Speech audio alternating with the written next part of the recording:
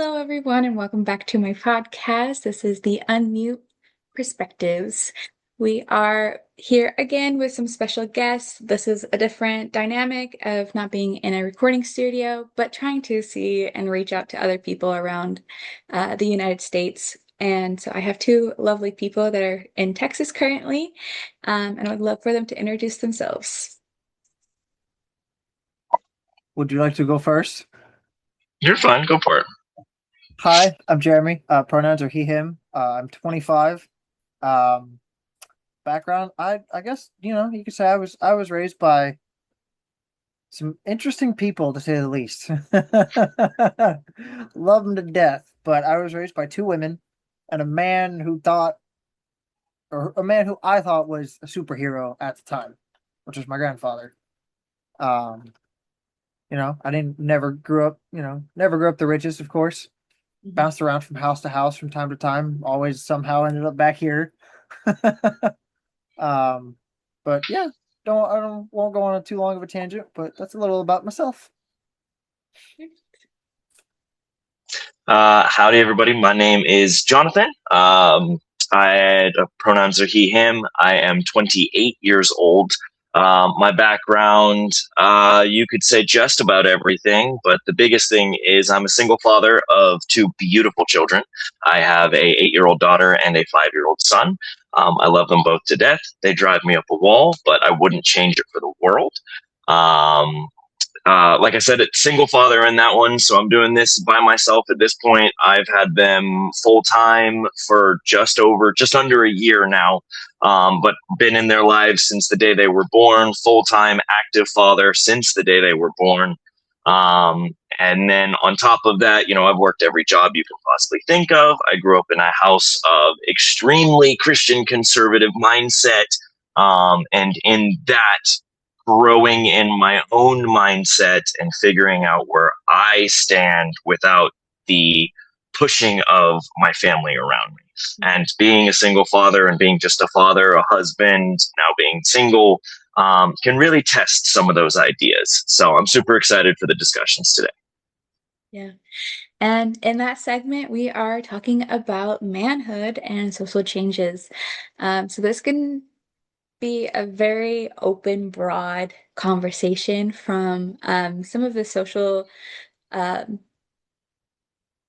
some of the social pressures that you have as being a man, some of the social roles that you have to fulfill in society, or what society believes that you need to fulfill, um, to just like how you were raised and how like if interdisciplinary intersectionality like plays a role in it, like religion, for an example, or politics or anything like that, plays a role in, masculinity and what that means to a lot of individuals. And um, it is definitely varied, especially in 2026. It has definitely varied of what manhood is, what masculinity is. So of course, with the Unmute Perspectives podcasts, that's kind of what we aim for, is talking about advocacy. We talk about understanding more, being aware of what's going on in other people's lives and not just focusing on our own. Um, so, with that being said, I'm your host, Abigail Vexted, and I am she, her pronouns. And my background is in interdisciplinary studies with emphasis in psychology, social work, and mental health awareness and advocacy. All right. So let's get this all started, people. All right. So I sent you guys a video called The Feminist in Cell Block Y. You guys are welcome to watch this also on YouTube. I will put it down below in the descriptions. Were you able to get to it at all? Yes, I was. All I right. I was would I love. wasn't able to get through the entire video, but yes, I did. I did get a pretty good amount into it from what I was seeing. Good. Okay. I Yeah, I would finished about it a love to little. 45 hear minutes into it. So I finished it a little your bit later than I perspectives. wanted to, but I did finish it. That's okay. We've had all busy schedules right now, so whatever you were able to get to, I would love to hear your perspectives on it. Wonderful. I guess I'll go ahead and start. Saying as I didn't finish the entire thing, so maybe there was some stuff at the end that I missed. I So, like I said, growing up in a Christian conservative household, a lot of Christian ideals get placed into you growing up. A lot of that, can cycle throughout the years as you grow older and you go out and you experience life on your own. But I will definitely say for me, I definitely still stand in a Christian mindset. I get my morality from my Christian mindset. Now, I would not also not say I'm a Bible thumper, and I'm not going to hold against anyone for not being Christian.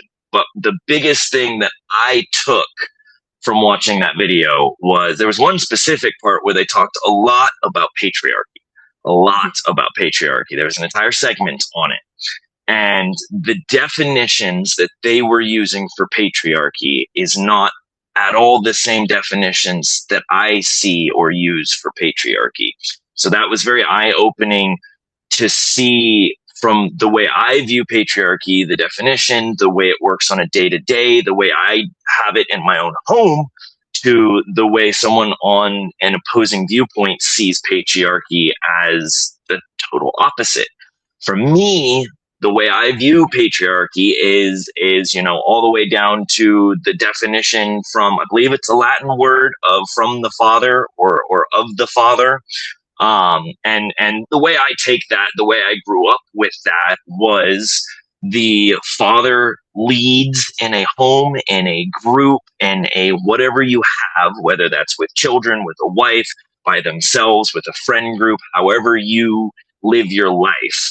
The father of the group is the leader in that. And then there is tiers underneath that that aren't lower than in necessity or responsibility, but just have their own responsibilities underneath that. But someone has to lead.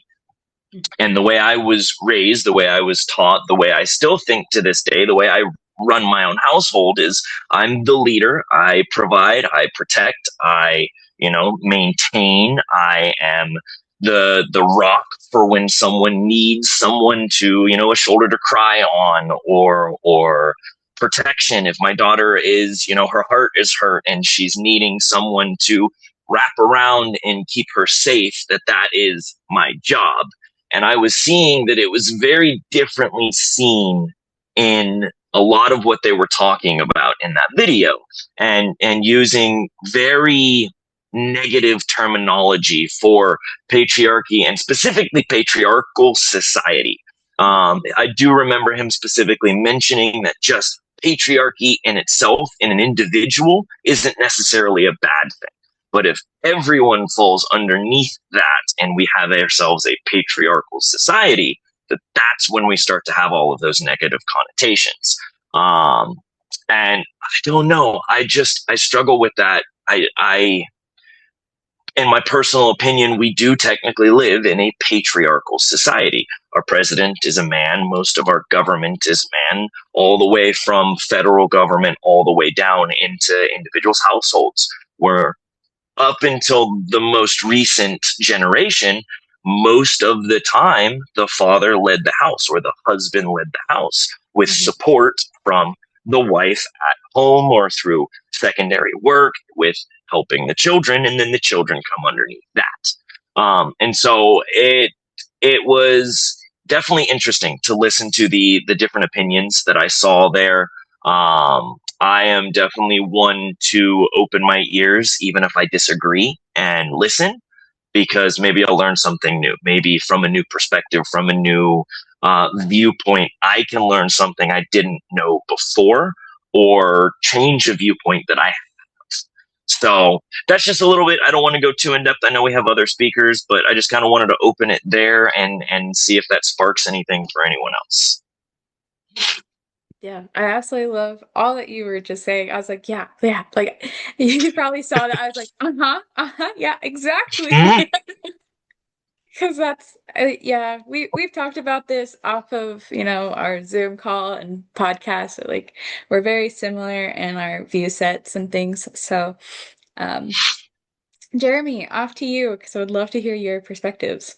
So one of the things I that stood out to me personally was them talking about how in a patriarchal society, or even like in a, in a man's mind, that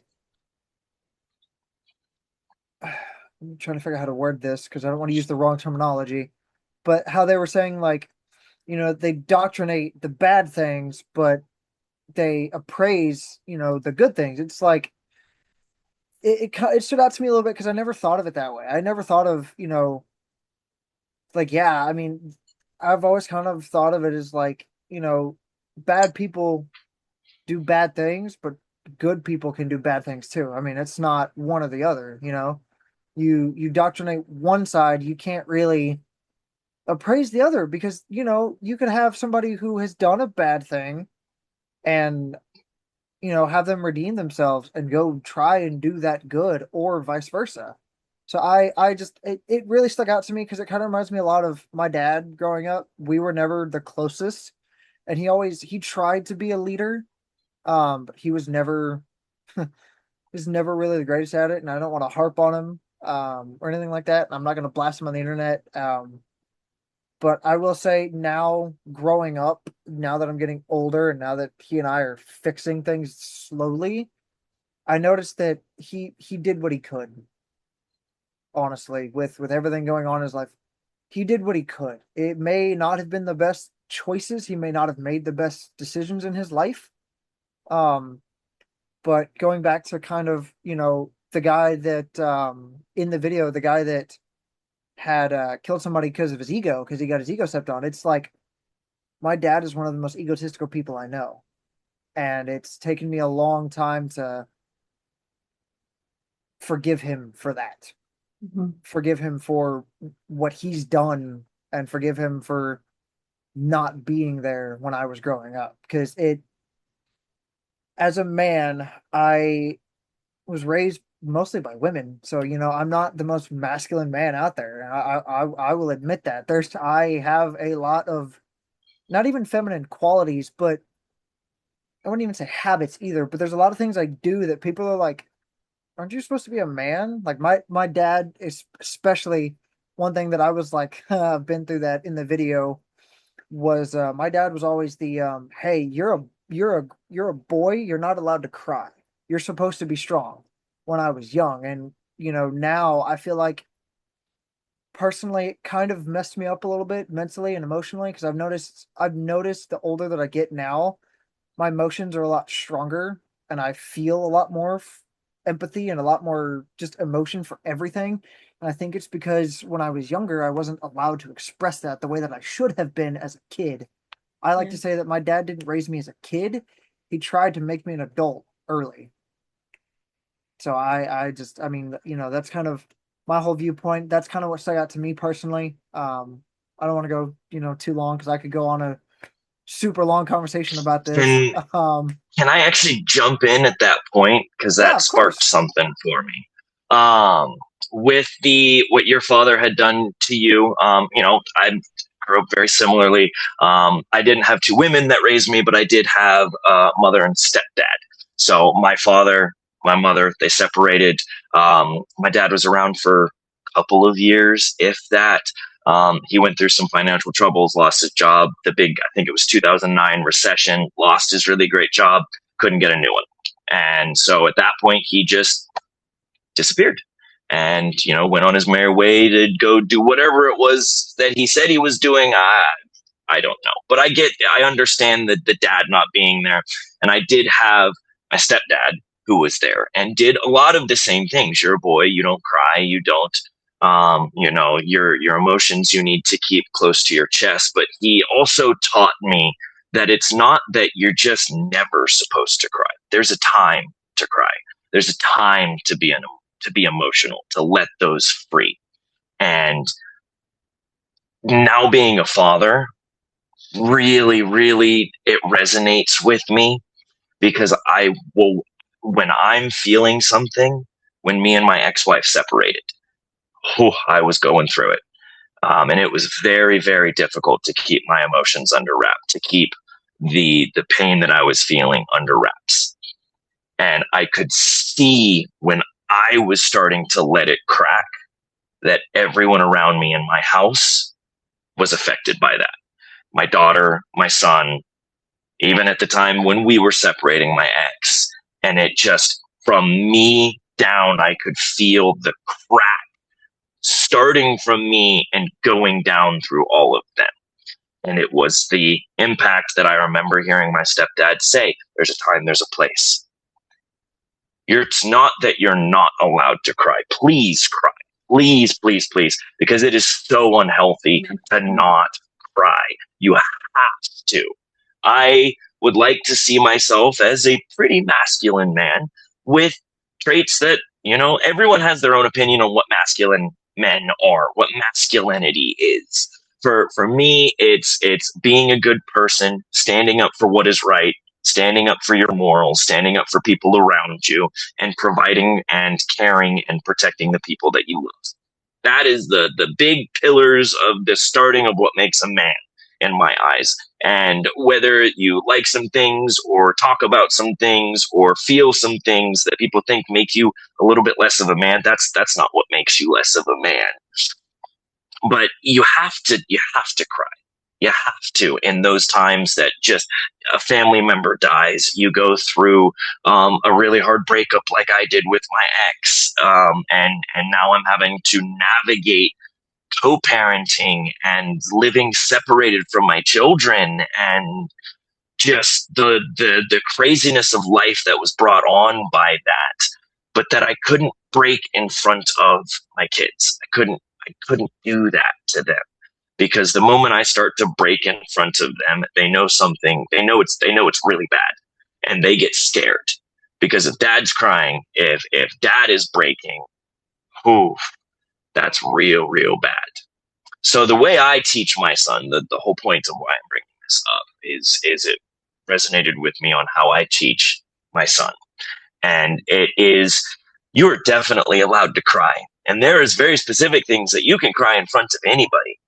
You very much hurt yourself, or you have a really bad heartbreak, which he doesn't understand at this point at 5 years old what a heartbreak is. So I just tell him sadness, a very deep sadness, that is something that, yeah, it is okay to lean on those people that support you. And if you need to cry, just cry. But at the same time, you are, as of now, a boy, and one day will grow up to be a man.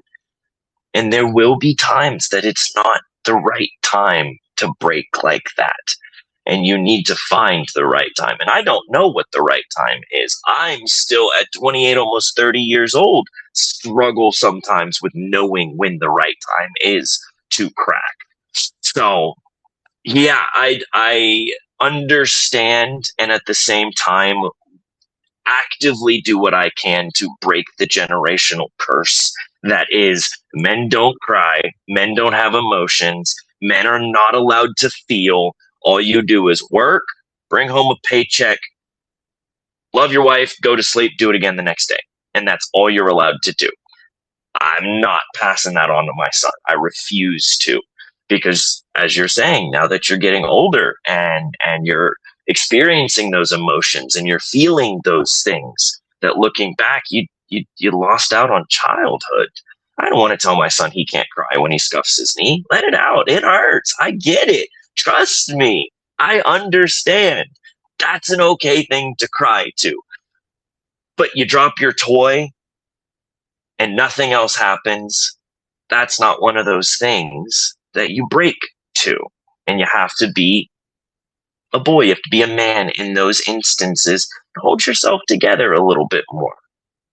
So, my little 2 cents in that. I don't know if there was anyone else wanting to ping back on that. No, I love everything that's been said. So we're gonna go ahead and take a break.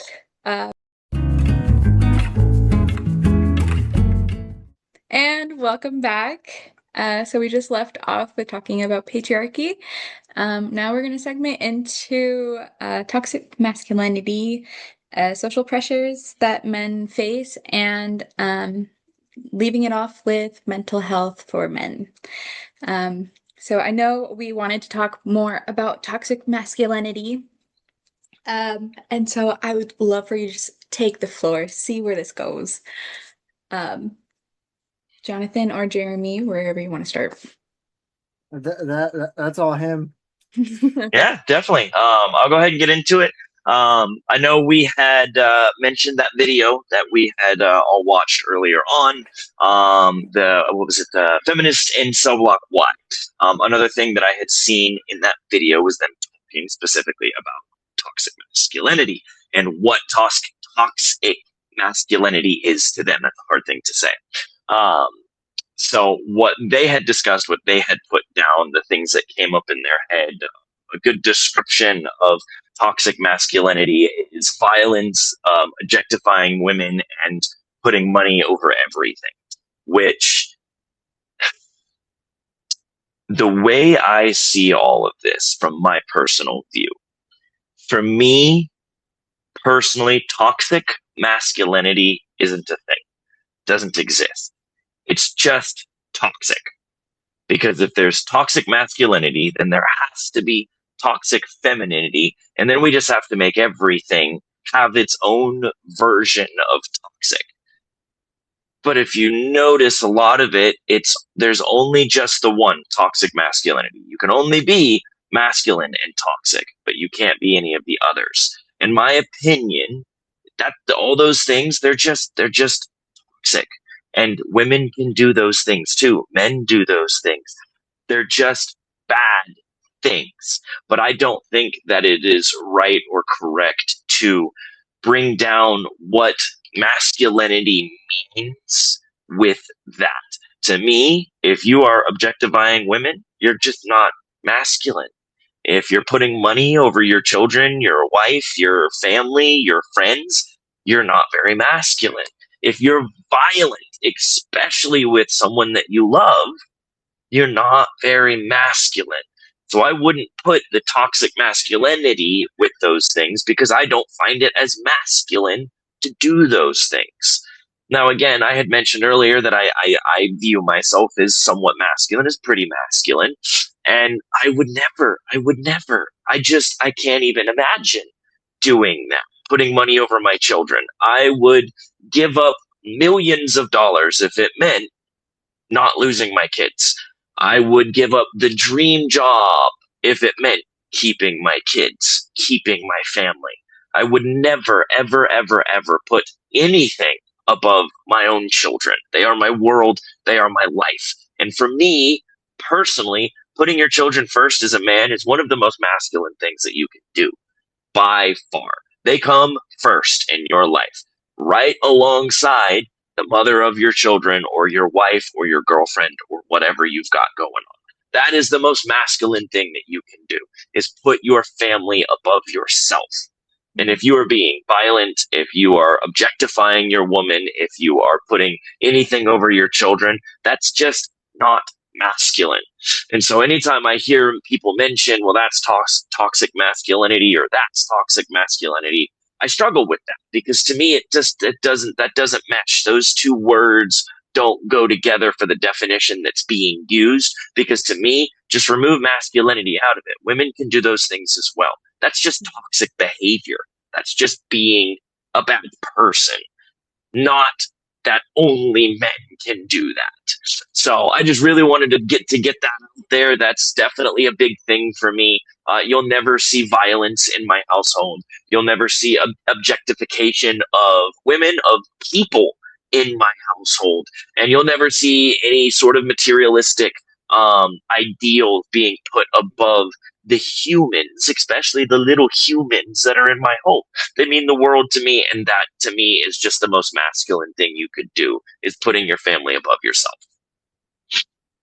Yeah, I 100% agree. As like a female looking for male. I want that in a man. I want them to not only like provide, but I want him to be there, be present, not be like, yes, it's good to have some income because, our whole life is surrounded by money, but at the same time, I want somebody that's present, you know? Um, I need somebody that will, hold the iron rod for me, um, or with me, not somebody that's not going to do that or does it too much where he overpowers me. Mhm.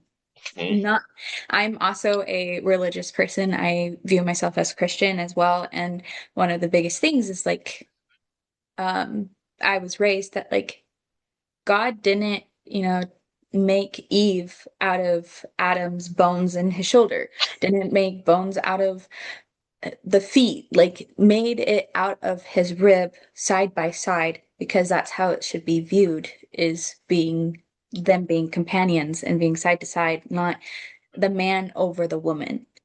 Um, and so like that's where I view like when it becomes toxic. I have had more relationships than I can count that the man tried to just overpower me as a relationship, whether that was finances, holding finances over my head, whether that was holding like any sexual activity over my head, whether that was um, just like just anything really that like Mhm. you it was just toxic, right? Yep. And it gets viewed a lot with men, especially in like our society, our social aspect, that like men do that, but like also women do. And I talked about that a little bit in my Violence Against Women podcast. Go check that out. Subtle plug. Um, but it happens both ways, and I understand that like it it is something that doesn't really need a gender to, Mhm. have it be placed. Like a woman can be in that toxic masculinity as well, and hold it over the guy. And there's a whole like I wear the pants in the family, all of those fun things. But I love the way that you said everything and like brought it all together. So that's just my little 2 cents on that. Um, Jeremy, do you have anything that you would like to add? I don't really have anything on toxic masculinity. It's more on the social pressure side of things. Yes, Um, let's get into it. so I will say, not necessarily on the masculinity part, but with, John going, having kids and going through that, I'm kind of the other side of that coin. Mhm. I'm a single man at 25 years old. Never been with a woman. Like it's honestly been really hard because I see more and more people being like, no, like just do it. Just do it. It's fun. Like you'll love it. Just do it. And I'm like, part of me wants to for the fun aspect. And honestly, I didn't think I'd be saying this out loud. The other part of me is scared. The other part of me is genuinely scared because I don't want to just, you know, do it with somebody, and something happens and I end up, ruining the rest of my life somehow. Which, I know that's a big what if, but yeah, no, in all honesty, it terrifies me because it's also the same It's mindset a of, lot easier to wind up with a kid.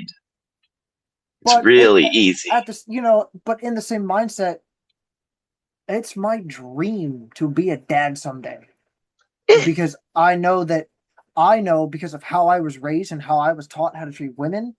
I know that because of that, that I will hopefully be a better father for my children than my dad ever was to me. My goal is to be the best father and the best husband or provider or boyfriend that I can possibly be because it's how I was Break that raised. generational curse. Yeah, it's how I was raised. So social pressure is very hard for me, mainly because I'm not saying it comes from everybody, but I have had it come from friends. Not going to mention names, but I've had it come from friends. And I'm not blaming anybody. I'm not even talking down on anybody, but it's that social pressure that is like, hey, yeah, like just do it, like just get it over with already. And I'm like, I want to wait, like I want to find the right girl, Like it's one of those cases of like, yeah, I'm 25, I need to start figuring out my life and start wanting to try and start a family and look for that and make that happen, make that a goal. But at the same time, it's, I don't want to rush into it and potentially screw myself in the long run. Um, so I can definitely jump in there real quick. And definitely understanding of it, not in the sense of your age, but comparatively, especially in our modern society of 2026, it is getting younger and younger and younger and younger that people are participating in sexual activity. And I have a couple points on that. For me, I lost my virginity at 18. In our current day and age, that's honestly pretty late for most people. A lot of my friends were 14, 15, 16 years old. And I had that same social pressure walking around in high school of, why haven't you? You should. Are you gay? And it's Mhm. unnecessary. It's a really good way to drive a man into some serious mental health issues, which I know we're going to be getting into that down the road as well, in the podcast. But it exists, it's real, and it shouldn't. And your mention of even friends do it, yeah, I get that. But there's definitely going to be a big difference between a what they assume would be a harmless prod, a harmless joke, and them not understanding the depth of where that prod actually goes. Mhm. And yeah, especially for someone who's already past that point, either has a family or has had multiple women that they've been with, they don't understand that. They don't get that. And, for them, it's a harmless prod that for someone, maybe you, could really, really, really cut deeply. And there's definitely a point where we need to start stepping up to the plate for those folks that, like you, at this point, I don't even, I wouldn't assume that it's just because you can't. You were never given the opportunity. You probably have, and you chose not to because you didn't think it was the right person. That is more masculine in my eyes than jumping into bed with someone just because. Yeah. That is not masculine to me. That is that toxicity that we were just talking about Mhm. of, because I can, I will. Why? Because I can. But why? that doesn't gain anything other than a couple of seconds of fun for you, maybe a couple of seconds of fun for her. But in our modern day and age, a lot of the times it's not.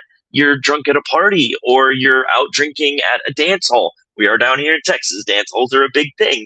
That's our bars for us. So you're out drinking at a dance hall and you start hanging out with this cool girl and you're talking and you start really drinking and she starts really drinking. One thing can lead to another. And that's another thing that I'm assuming you mean with make a decision by just jumping into it that could ruin your life. Totally get that, because that's another big, big aspect that we as men have to deal with on a daily basis for a lot of us is that social pressure from the opposing gender of it's a really thin line is the best way to put it. It's a really, really, really, really thin line that we must tread between it's consensual and it's not. And especially in our current day and age, the lines are starting to get very, very blurred with OnlyFans, with the access to pornography, and the amount of American men, American kids at this point, under 18, that have porn addictions is astronomical. Porn is not real sexual activity. It's never going to be like what you would see in OnlyFans or what you would see in a pornographic film. It's not how it works. real love with a person, and when you get that feeling, and when you go into the bedroom to do that, it's not going to be like that pornographic film that you've seen, but it's messing up men. It's tearing them up on the inside because they think it will be. And that's where that thin line of consensuality comes, because they think, oh, well, I've got to do all this crazy, crazy stuff that I've seen because that's what it is. That's how we're supposed to do it. When a woman, that's not what they're expecting. It's the first time with this guy. They want it to be slower, more than likely, and especially if they're wanting it to be a relationship from them. So there's that big aspect as well that I know that you're dealing with, of not only just friends or people that know that you're in that position, but also the world as a whole. We are a very sex focused world right now across the whole world. Honestly, America is getting to the point of other countries. Other countries, it's even worse than here. You walk down the street and there's pornographic magazines still in grocery or gas stations, which we don't have that here. But we're getting there with sites like OnlyFans. And I don't hold OnlyFans against the women that are doing it. You know, you need to go get your bag, go get your bag.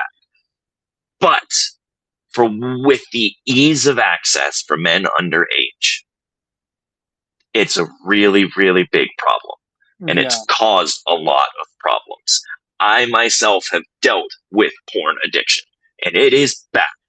It is rough, and it's not easy to put down. But it has been proven that watching those things sets off the same dopamine receptors that methamphetamine does in the brain when you use that drug. And it's that aggressive of a thing. So it's not as easy to just put down and never go back to. And man, does it really, really cause problems with the way men talk to other men about sex and where you should be in life. You shouldn't be a virgin. You're 22, 23, 24. You're 17, 18, 19. Why are you waiting so long? Just go do it. There's so many that would do it with you. Why not?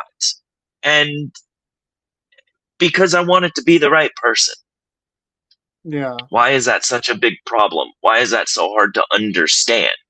Yeah. I've had children at this point, so obviously I'm not in that same position, but it has been years since me and the mother of my children have split, and I have kind of put myself in the same position of I'm going to wait until it's the one at this point. I'm not risking my children and breaking their hearts by bringing different women into their life, trying to find another, person to mesh with. I'm going to wait until I know I'm marrying that person. If it takes 4 years, if it takes 10 years, if it takes 20 years, I'm willing to wait because I want it to be right. I'm not going to make the same mistakes I did again in my past. And Yeah. so I honestly applaud you for at this point still holding out and standing strong with all the voices crashing down around you about that. It's not easy. It's really hard. So really, honestly, good job. Like, it's not easy. Yeah, and one more thing I will add, of course, uh, John, like how you were saying about, the other gender side of things is I've come across women who are like, oh, well, you've never slept with a woman, so like, how am I supposed to know that you're experienced or you know what you're doing? I've come in contact with that too, is women who are quote unquote disappointed because I don't have the experience that they're looking for. And I'm like, yeah, I don't have that experience. You're right. So it's fresh for me. It's something new for me that sorry, like yeah, sorry to leave you disappointed, but that's just who I am. I'm not gonna change who I am to please you. Because I've always been a strong advocate of I'm not gonna change myself for anybody else. If I change, it's gonna be for myself to better myself. Um and yeah, it's I've noticed, especially like how you were saying with the addiction, I'm currently struggling badly with that on a daily basis. I will admit that on the podcast. I am really struggling with it. The older I get, and especially since I'm fixing to move, I'm more afraid that it's going to get worse, honestly. And I'm not entirely sure what to do about it. And I've noticed it's really taking a strain on my mental health. It really is. With the social pressure of not being with a woman, the addiction, it's really, really tanking my mental health. And it's, I mean, I'll say it out loud. I'm not happy right now. I'm not in the best place mentally because of it. So Yeah, and it's really unfortunate that like a lot of people deal with this. Like it's not just you. Um and it's just like it's everywhere, and it's something that's not talked about because it's a very taboo topic. Obviously, this is one of the reasons why I love my podcast is we talk about taboo things. Mhm. Um, because you bring awareness to it. You say, "Hey, like I have this problem. I have this mental health problem. I have whatever." And like other people are gonna watch it and say, "Yeah, I have that problem too." So it's not just you. And I also want to applaud you for it of like A saying like just being vulnerable on here, and B just like able to share your own story. It's very appreciated it in this, I will never have judgment against you. I will not. Mm-mm. Um because who am I to judge, you know? Um, and I've been silent for a lot of this podcast because, like, I am not a man. I do not identify as a man. I will never be a man. And so, like, I witness the masculinity. I witness, like, I have a brother. I have an older brother that I literally, since the day I got out of a womb, like, I've had a father figure as well as a brother figure my whole entire life that I have witnessed go through all of these different like social pressures and things like that. Um, like it's a real thing, especially with the social pressure of, like for some reason, this is where mind-boggling every single time is like if you're a man, you need to give it up immediately, as soon as possible. But if you're a woman, if you give it up anytime during like your teenage, you're a hoe. Okay, that's just Yep. how it is. You give it up too easily. You're easy, right? But if you don't, then you're also a prude. And it's just like this Yep. one like big yep. thing, but it's also like a struggle for you guys because like what I've heard in this podcast and what I've heard in like our lives, these are my friends by the way. In our lives, like um,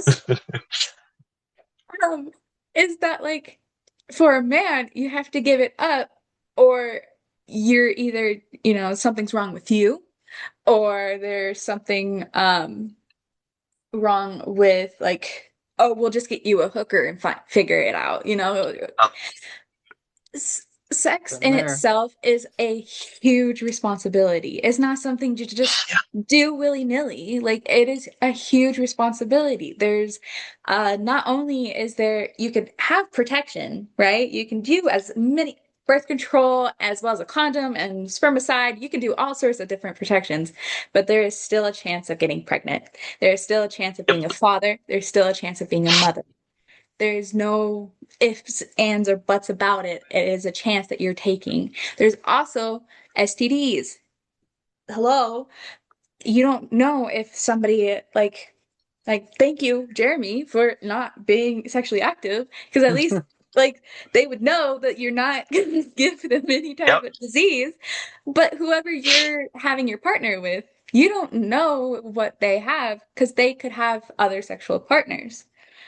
So there's a whole bunch of like different responsibilities that like young adults, young kids, teenagers, they all Teenagers. they don't get it. They don't grasp it. It's just a social thing. It is just something Mhm. that is a social norm at this point. And that's where a lot of teen pregnancies happen. That's where a lot of abortions happen. It's because they're just doing it because of peer pressure. Because, oh, this is Yep. what we're supposed to do now, right? Because we've been dating for like 2 years and we're in high school.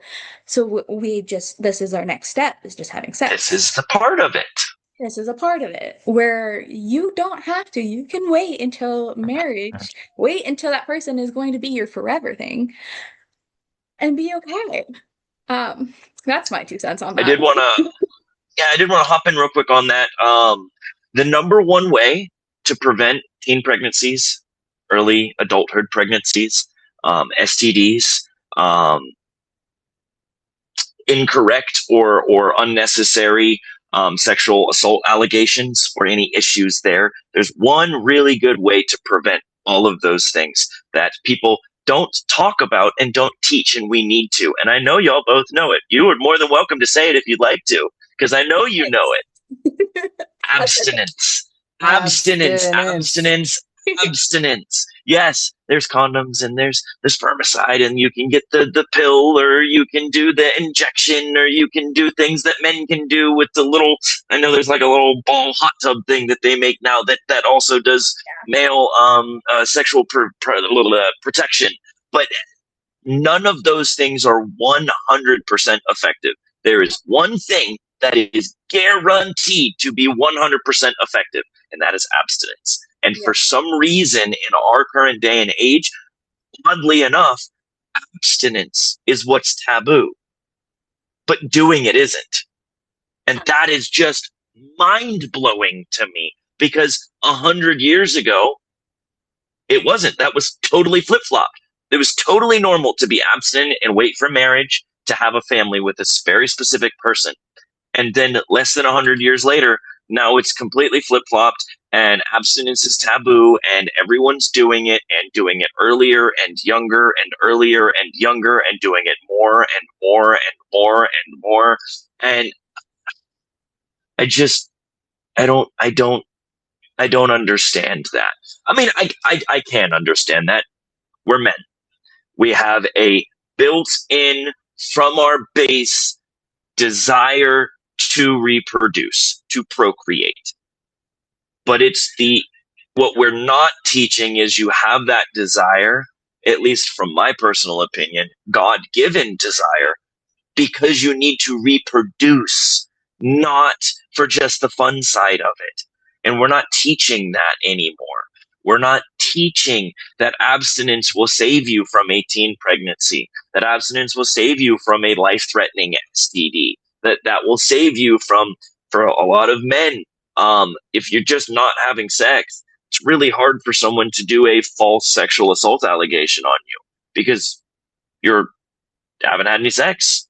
How is that? That's your biggest defense right there. No one will think bat an eye at that, because we all know that that person hasn't done that. So you're totally coming up with things that don't exist. And we need to be more than just in school. Parents need to teach their children these values, because that is what they are. They are not ideas. They are not thoughts. They are values. Waiting until marriage is a deep inset value in my home, especially what I'm going to be teaching my children. And now, on the flip side of that coin, am I going to disown my daughter if something happens when she's young? Absolutely not. That's the worst thing I could do for her in that moment. That would send her down a road that would be horrific for her. So, of course, if something happens, but the only thing that I can do to help prevent it is teach her the right way. Teach her what I believe is correct, is the right path, is what will help protect her. But I am fighting against a world that does not believe the same thing, that will push her to do it younger and younger and younger and younger, that will push my son to do it with multiple women younger and younger and younger, and that is a good thing, that is a great thing, that you're cool if you've done it with 20 something women by the time you're 19, 20 years old. You're not, at least not in my eyes. And again, that falls into the what is masculinity? What is it to be masculine? It's not that. Staying abstinent for the woman that you want to one day love with all of your heart, that's masculine. That takes self-control. That takes power deep within yourself to hold on and hold out for what you truly want. So, yeah. Just had to, it was a big dump. So sorry if anyone else would like to jump in there after that. Yeah. No, you said everything that we wanted to say, Yeah, pretty honestly, much and covered it. wrapped it up in a bow.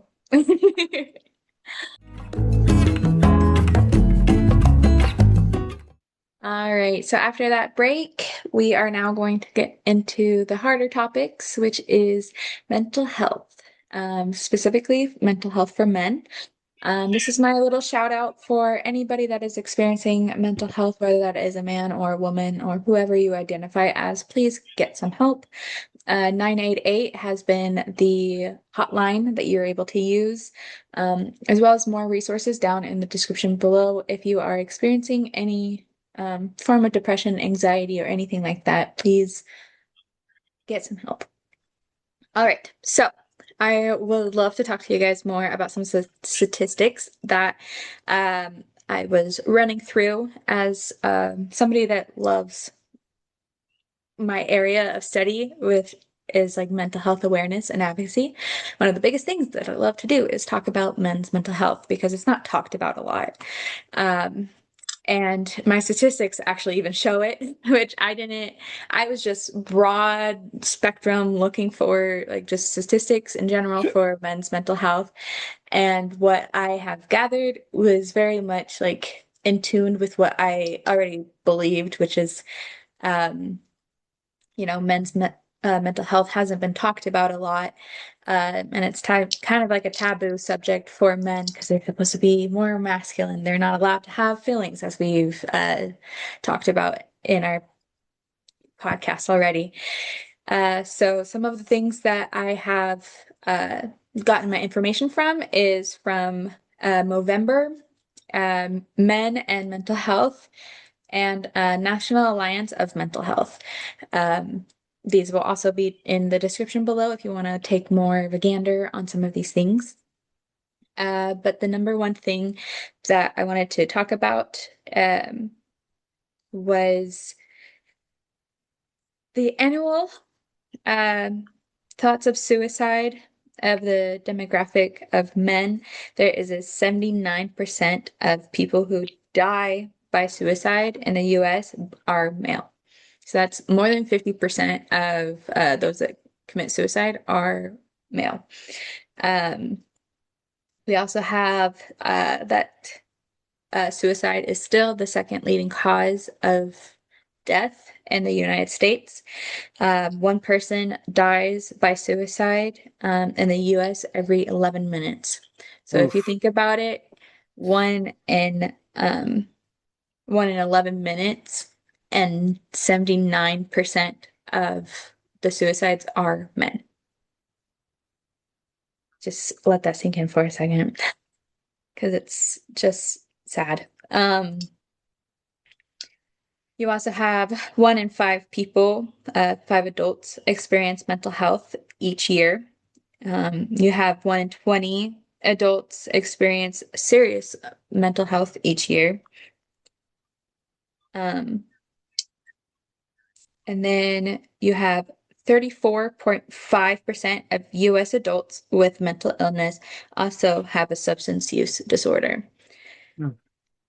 Um, we can get more into that if we want, but one of the biggest reasons why um, is because these are some of the patterns that you'll see for um, men with mental health. It's a gender norm, so you don't talk about your feelings norm. Um, they are the lower seeking help behavior. Um, they have the higher the suicide attempts. They have a higher suicide attempt rate, as well as the structural barriers like stigma or access. So, hence why I also brought up 988 is one that you can use anywhere. Um, the stigma, which is what we're talking about now. Um, I'm just trying to bring awareness to all of these things. And lastly, I wanted to bring up some more of these 1 in 10 men experience depression or anxiety, but less than half receive treatment. You have over 6 million men in the United States experience depression each year.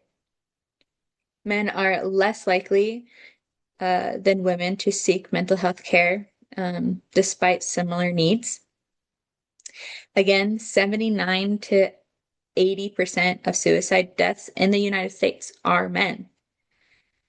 You also have suicide is the leading cause for death for men under 50. It is not second leading cause. It is the first leading cause of men under 50. 15% of young men report having no close friends. And men are less likely to access mental health services and more likely to cope with substance misuse, isolation, and avoidance behaviors.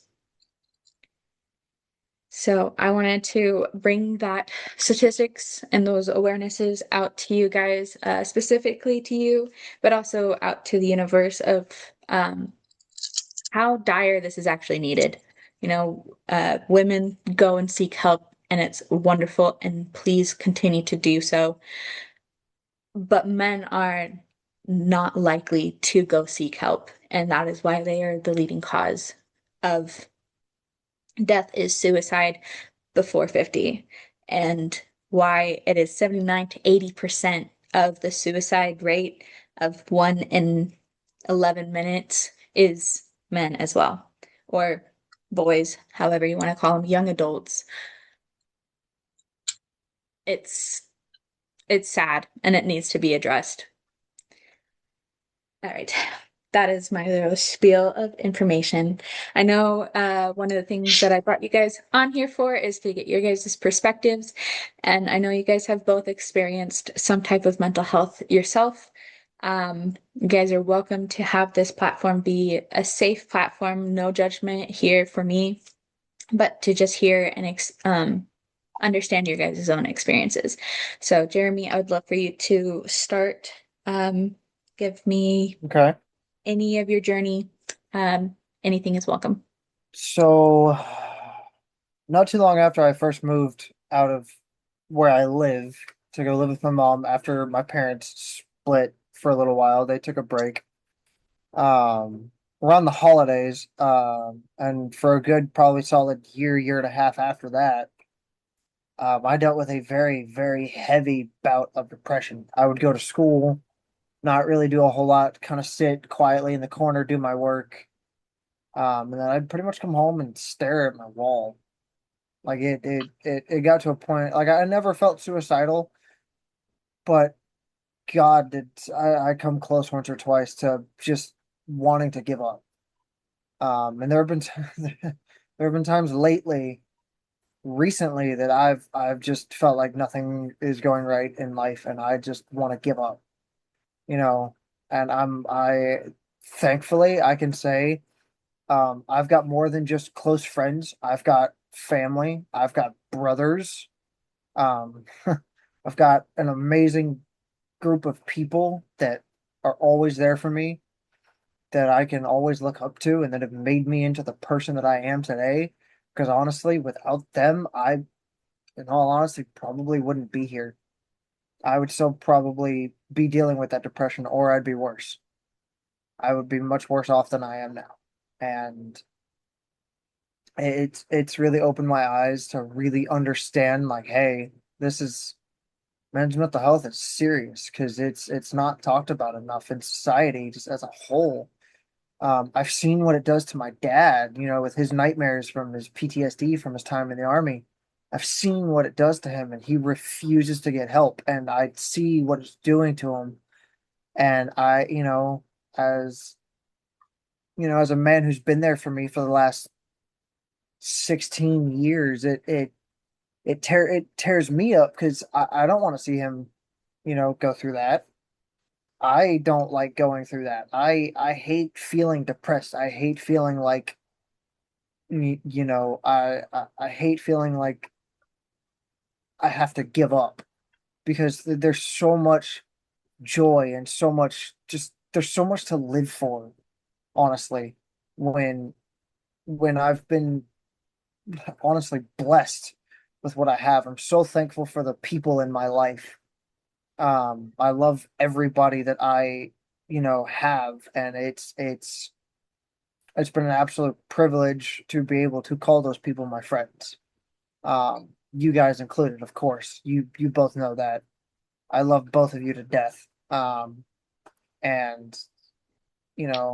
there have been times where honestly, because he's the only one that can kind of relate to it, I've gone to John for a lot when I'm dealing with stuff mentally, a lot, and I think it's one of the reasons that he and I are so close is because I know that no matter what, he's not going to judge me for it, and he's going to be there to talk with me about it.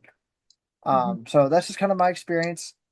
Um, and just like I said, it's not talked about enough. Men's mental health is something that needs to be talked about more, not just during Men's Mental Health Month, but just every day. Just always make a post. Like, oh, go hug your friends or go tell your people you love them or what this and that and the other, because you never know. Like you were saying, Abby, 1 in 11 minutes, you never know. You could be smiling 1 minute and then your family doesn't realize it and they wake up the next morning, you're not here. Yeah. Um, I've had family go through that, and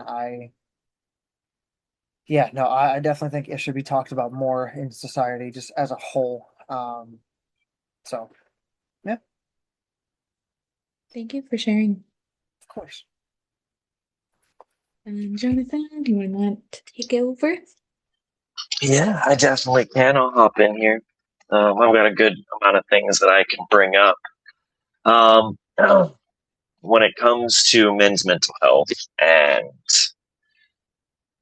it's a big conversation. Mhm. And I guess I'll give some background on myself of why I feel that I have so much to say about it. Um, I've lived through more than most people. I have lived through more in 28 years than most people live through in 80, 90, 100 years. And I know plenty of people who have that are my age. There's something about this modern era that's really just really, really messed up. But everything from being a teenager and being bullied in school for not being a cool enough guy, not being man enough, not being a cool football player or whatever it was, and the name calling and the oh you're gay, ah la la la la, because you like this and you like that, all the way up until that was entirety of middle school and high school for a very long time, and that wears on someone on both sides. But as a especially at that point young man, we don't know where to go, we don't know who to talk to, and if you've got no friends, I was that statistic of, you said it was 16% of young men say they have no friends at all, no one to go to. I was part of that statistic in middle school and high school. I just had none. I would go to school, I'd hang out by myself, I'd walk home by myself, and I'd come home and I'd go into my bedroom and be by myself. And that was my life from seventh grade until I got towards graduation. And it got so bad and inside of me that I didn't graduate. I am actually a high school dropout. I got my GED many years later. I started coping with my mental health with different drugs. I started with something small like nicotine and marijuana, and I dropped out of high school. I got kicked out of my house, my home, my parents' house, for obvious reasons. And it got way worse. And I drove myself into the ground for years and years. And I did everything you can think of under the sun. I tried everything. I was drinking myself to death. I was doing a whole bunch of bad things, ingesting and smoking and doing all sorts of things that you shouldn't be doing. And I was at the end of my rope. I wound up homeless. living in my car by myself with nothing to my name, no job, very few friends, a family who wanted to help, but I wouldn't let them because I knew better. Because I'm a man now. I'm over 18. I know better. I know it will get better. I know it. I don't need your help. And it didn't. And I met a girl, and that girl then became the mother of my children. And before my children were born, we kind of fell into each other because of our own mental health issues. And we meshed because of that. It worked because of that, because of we were both really far gone in our mental health crises at that point. We were doing a whole bunch of bad stuff together, and it was bad. And that led us to having a surprise kid, my daughter. And it wasn't until she was born that I turned my life around. And it was because of her that I turned my life around. I would not be sitting here today, if I didn't have children.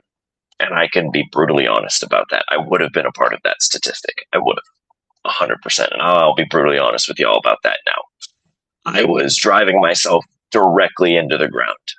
And there was no real other place to go other than becoming a part of that statistic at that point. And I thank God every day that I have my children, because at this point, I can't even imagine doing something like that and leaving them without me. I grew up without mine. I promised myself that they would never grow up without their dad, and they would always know how much their dad loves them. Always. But that doesn't change the fact that there's still mental health issues that I deal with, that doesn't go away. Just the deepest, darkest hole I finally was able to crawl out of because of my two children. And, all the way through separating with my ex-wife due to infidelity and issues with